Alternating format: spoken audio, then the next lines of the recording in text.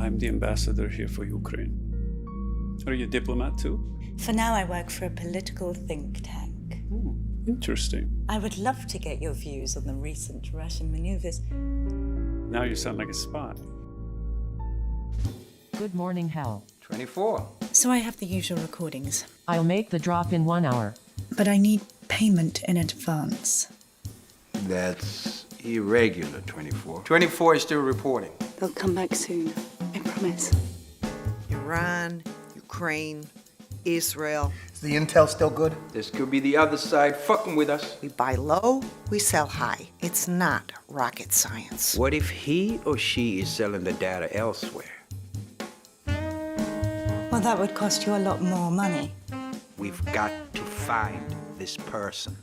I saw her lovely smile and knew that she must be mine.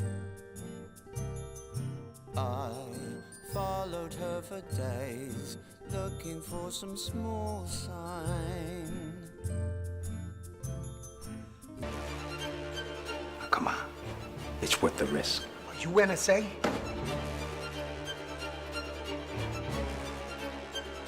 We've been conned. Get our people out on the street and find her. Everyone. Your lovely smile. Who are you, really?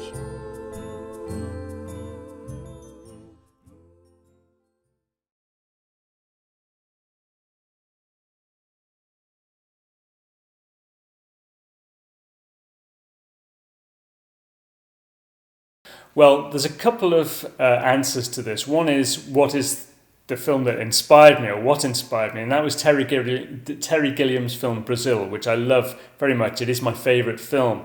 I saw it when I was a teenager, and it was a film that kind of really opened up my eyes to what could be done with film.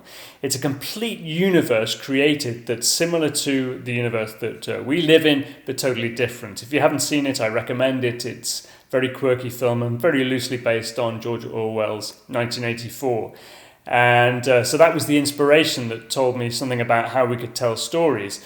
But in terms of how I actually did it, I don't have a formal training, in a sense, in filmmaking. I used to be a physicist. And I did take a master's degree in television studies, but I'd already started making films just as a hobby, borrowed my mother's camcorder and got my friends to be in films and stuff like that. My early films were all really terrible, but it didn't really matter. You know, you learn by doing in this industry. And over the years, decades now, I've been a filmmaker for nearly 3 decades, I would say. You learn a lot, and you learn, you know, the main points of telling a story.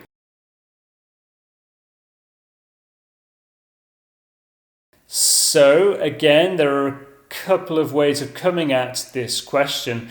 One is, I live in Vienna, so Vienna has this history of spies because it's kind of in the center of Europe and where East meets West, or used to be when the Berlin Wall was there.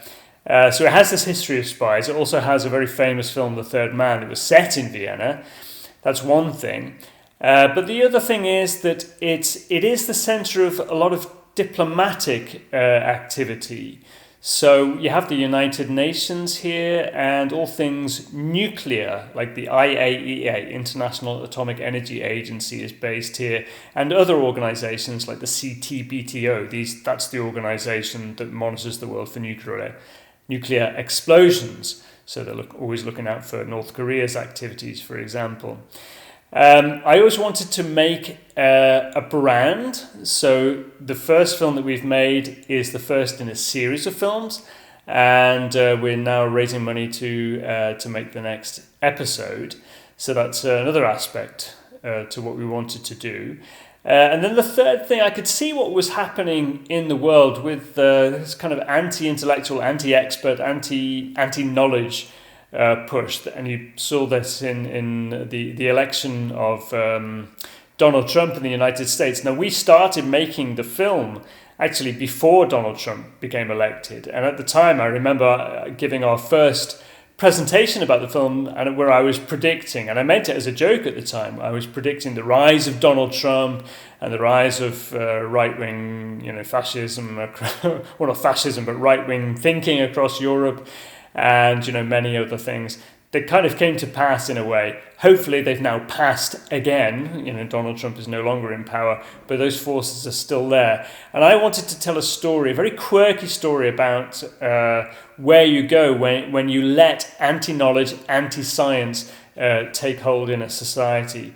You won't get that from the first episode, the first film. The first film is really just about this young woman, Kindra Star, who gets involved in this spy organization, and she doesn't really know who she's working for.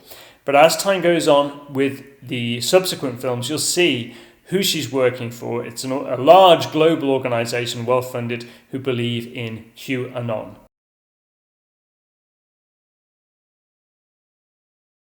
We have some exciting news. We have a large sales agent who want to take the film. They are going to sell it internationally. So it will have a festival run, a film festival run that we will organize ourselves. It'll be sold hopefully to many, many territories across the world. So everyone should be able to see it on TV at some point, or maybe on video on demand. But we haven't signed the agreement yet, so I can't say who it is and I can't say anything more about it really. All I can really say is watch this space.